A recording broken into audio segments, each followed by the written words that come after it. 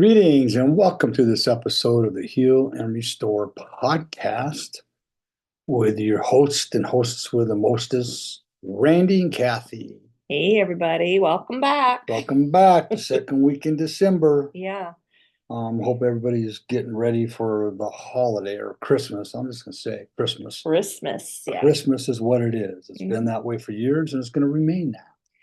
Yep, that's what happens in our home. That's what happens in our home. We're going to talk about God, guns, and family. Oh, geez, yeah. Yep. Guess where we live. Hey, Even if I lived in California, I'd be saying it.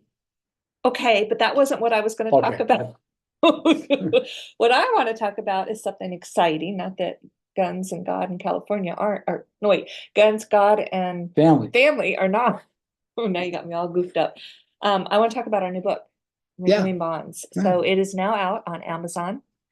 However, if you go to our website at healandrestorecounseling.com, you can request a PDF copy at no cost. Just fill out the information, contact information, and we'll send it to you. But if you have read this book, or if you're in the process, or if you are going to read it, please pass it along. Share it with somebody that you know that can benefit from it. Even if you don't think they can benefit from it, there's going to be one nook or cranny in there that they'll benefit from. And whether you like it or don't like it, give us a review on Amazon. Yes, we love the reviews. The reviews are so important. That's what helps push the book. Yes, absolutely. The top. So the more we can review, the better off we all are. Yeah, passes it along. Yeah. So, I'm just going to jump into this too. We talked about this a month or so ago, and I know that this is something that you're probably going to hear a lot of Q&A podcast, and we have another one today. We had such a great response of questions that came through to help create some content for us. And these are questions that you, our listeners, are asking. So we want to make sure that we cover them. And today's going to be a really good one because as the holidays approach, we get to be around family. Sometimes we're around family that we may not have been around a lot for many different reasons. But one of our friends and listeners, Justina, asked this question is, how do you set healthy boundaries with family? So we thought, that's a great question. What a good question. And what a good time of the year to talk about setting healthy boundaries with family. Yes. So we're going to jump into that. Let's just jump. Want to add into that before No, this is just, it's going to be really important. It's setting boundaries with family is extremely hard to do. Well, I think setting them is not as hard. It's keeping them is harder. Both of them. First of all, setting it and then keeping it. Is really, really hard to do. But you remember this, that the boundary is not for them, it's for you. It's for you. It's to protect your well-being. So we're going to go over some of the steps that it takes to set those boundaries effectively. So we're going to just dive right into it. Let's dive into it. It's hard. I mean, I'm sitting here cringing thinking, oh, Christmas holidays here and family's going to be around and friends. So it's. Yeah. So, one of the first things that we need to know is we have to know what our limits are. Know your limits, know what your needs are, what your limits are. And so before you even set the boundary, take time to understand your needs. Take time to understand your limits. What feels comfortable for you in what feels comfortable for you? What's your emotional energy? Yeah.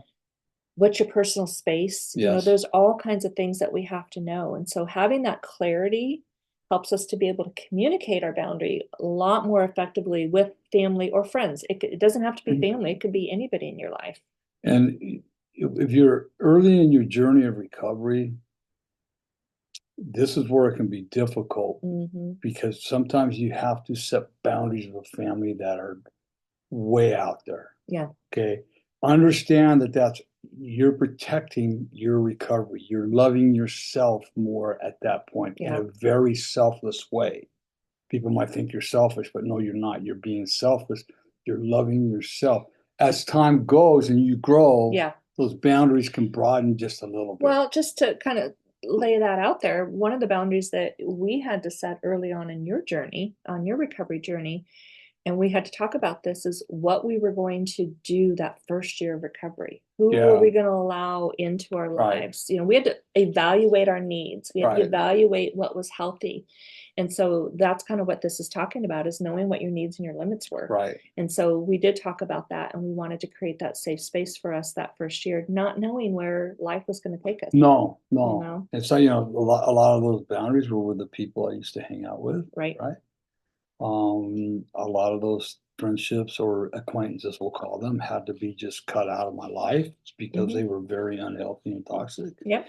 And we might get into a little bit later, and even with my biological mother, and it was a very, very hard boundary to set, but it was needed to be done. Well, yeah, and just not only that, it was like we set boundaries within ourselves for the purpose of really focusing on recovery that first year. You know, we didn't do family things. We didn't do all the things that we used to do, because we had to really establish a strong foundation for that journey. And the important thing is that we want to make sure we say is that for the family, we let them know why.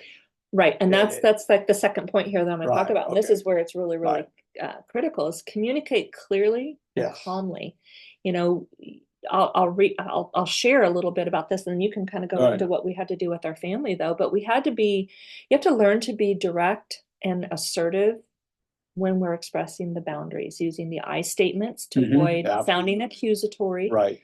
You know, for an example, it might be something like, I need some quiet time after work to recharge, rather than, you never give me space. Right. I mean, that's key to that. But we have to be calm, kind, but firm. We have to avoid guilt and defensive language, and focus on what you need for your well-being. And that's kind of what we had to do. So how did we go? Share about how we went about that with our family that first year. Well, the first year was like, mostly my aunt and uncle. My family too. And your family too. It's like, you know, the Christmas, like at Christmas time especially, because. Well, even before that, when we went to our niece's wedding. That was the first. That was the very first. My niece's wedding, and it's like, oh. Yeah, you got sober in February, and her wedding was in May. And I knew the amount of drinking that was going to go on there. But my mentor, I had a mentor, right, sponsored, and the one thing he taught me is have a game plan to go in and go out with, right? And they all knew that I was getting sober, and we literally showed up early. We showed up on time. We showed up on time. And then we left early. And then I also made one or two phone calls during the wedding, because it was the first time I'd surrounded myself without that much alcohol. Right. And it was good. Everything was fine. They understood. And here's the thing: if you're drinking a lot, right, you're hanging out with people that drink. Once you leave, they don't even know you're gone. Yeah. They don't even miss you. No, but we talked about the boundary for yourself, right, prior to going in. Right. So we were able to not only set that and communicate that between us. Right. And that was really what was important. That was the only important part of that right then and there. But then talking about Christmas. Yeah, and then Christmas was, you know, is the Boyd side of the family, which was great. There was probably at least 20 of us there. There's more now, but there's more now. But man, and the drinking that would take place, you know, on Christmas. It was fun. It was fun. I'm not gonna lie about that. There was never no violence. It's still fun. Yeah, it's still fun to sit and watch everybody get stupid. I'll say it that way, with all due respect. But I had to, and my aunt and my uncle, and my cousins, everybody, they respected that because we let them know. And Cathy said something important a minute ago, is that the first part of communication, setting a boundary, comes between me and her. Yeah. With, you know, this is what I need to do for myself, right? And she was on board with it. And everybody was on board. Everybody was, but it started between us, and then we shared it with family from that point on. So. And then the worst part was with Judy, my mom. Yeah. That she was extremely toxic, and that became a very toxic situation, to a point where I read a letter she wrote me one day, and it put me in a shame spiral for 3 months. So after that, we set a boundary there. After that, and that boundary was, she was out of my life. Well, not only that if we got anything, that I would read it first. So it was protecting you. We had to protect you, because it was an emotional spiral it would put him in. And so we had to set a boundary between us again, that if anything came, I would read it first to protect and I want you to understand too that in my work, I fully forgave both my mother and Jack, my stepfather. I made my amends to them. I forgave them. I did all that. But we still had to protect. But I still have to, it doesn't mean I can get back into a toxic relationship with anybody. You still had to protect those boundaries for yourself. So forgiveness doesn't mean you have to have a relationship with that person again. No. That's a boundary. Forgiveness takes one. Reconciliation takes two. Yeah, absolutely. That's good. So another key in setting boundaries is to make sure you're setting the boundaries early. It's easier to set and maintain boundaries before a problem escalates. If something feels uncomfortable, address it right away. Don't wait. It might be an emotional boundary, time limit, personal space, whatever that boundary is, set it early so that you don't have to get into a spiral. And on that subject too, Cathy, it's a very good point, but oftentimes we're setting boundaries on things that we have allowed to come into our life for years. Early on, yeah. So it's like, well, I don't understand. I mean, for instance, I used to set boundaries with contractors where for a long time, especially one contractor, I was just constantly doing work for him for 10 years. So a little extra on a job here, a little extra on a job there, I'd always make it up down the line. But then when things started getting tight in the financial world, I started putting that boundary down and saying, no more. No, if you want me to do it, I'll do it, but I'm going to have to charge you for it. Man, it was scary because I never thought they would use me again. Because you didn't set that boundary early enough. I didn't set the boundary early on, right? And that kind of ties into the next one too, is the consistency of the boundary. Yes. Consistency is key to reinforcing anything, but especially boundaries. If we let them slide once, which you've done, it might be harder to enforce it in the future. And that's kind of what you're talking about, is being able to set that at the beginning and being consistent. We have to reinforce the importance of our boundaries with kindness, even when it's challenging. And that's what you had to do. You had to learn to communicate it. And here you hit on one point, and the parents, you need to understand that you set a boundary with your children. Right. Consistent. I'm going to take your phone away from you for a week. A day into it, you give them the phone back. That's not a consistent boundary. It's not a consistent boundary. Any kind of, that's called discipline. Well, you're not disciplined enough to discipline your children. So what? I mean, so they're gonna take advantage of that boundary. And then you're gonna get mad at your children because they keep on doing the same thing over and over because you're not being consistent with your boundary. Yeah, consistency and boundaries is so key. Kids aren't stupid. They know when they get away with stuff. Period. Yeah, got to remember, we were kids once. Never. I was a perfect child. Oh yeah.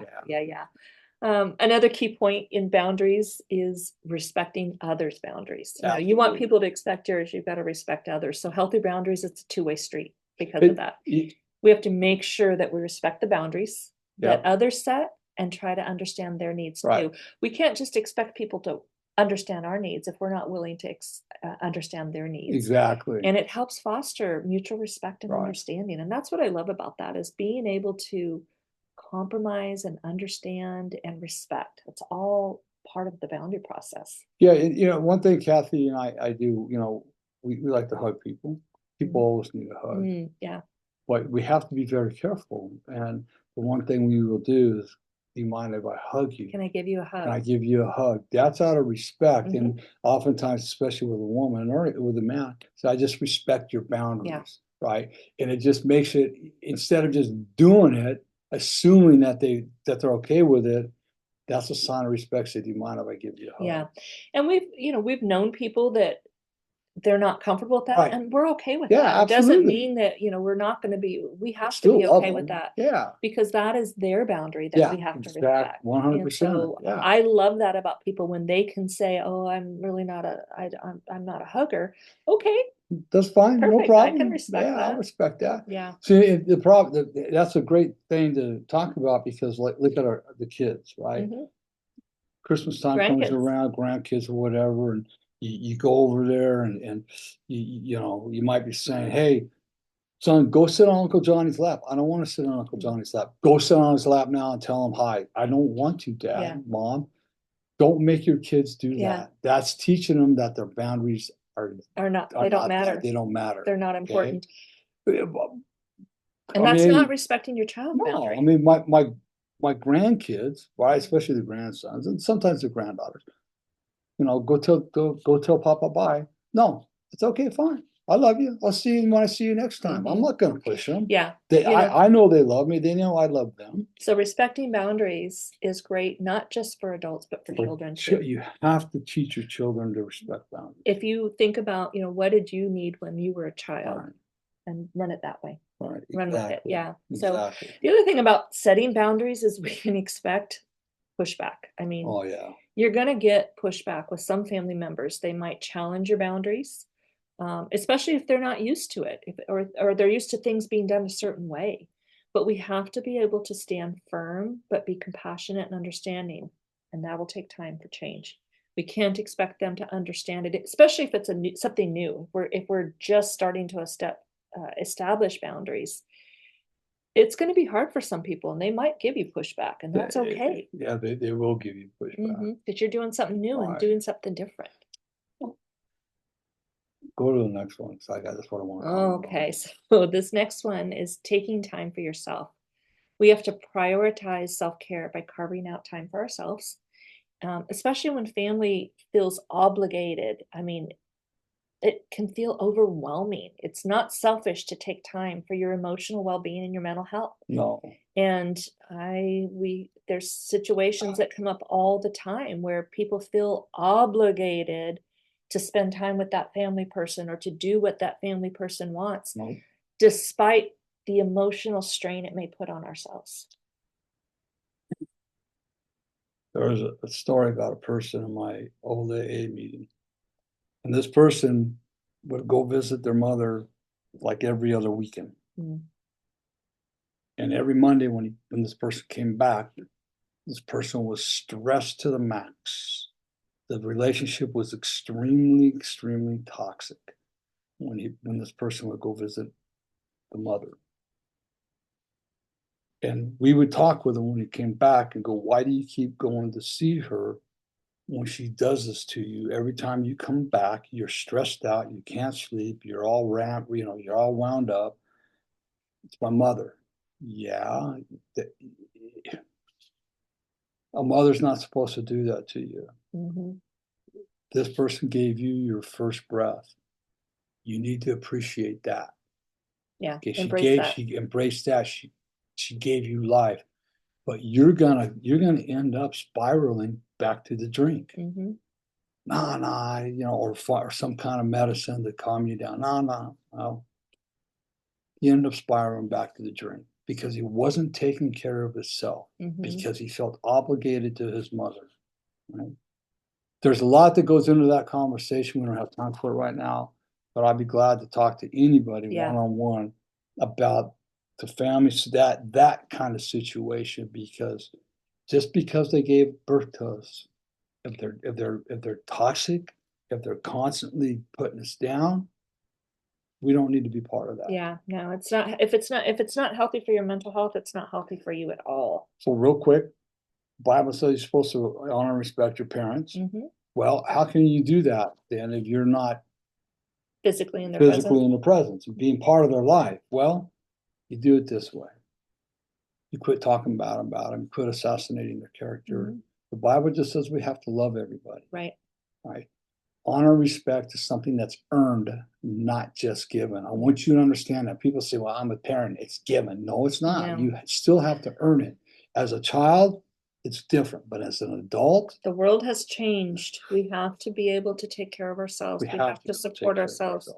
We have to take care of our mental health. Yes, because that's what's happening out there. So much of this toxic relationships has spiraled into a mental health issue. You're loving yourself, right? This is where selfish love comes into play, to protect yourself from the toxicity that you're going to enter into over and over and over again. Yep, mental health is more important. I'm telling you, I've experienced it, and it is not fun.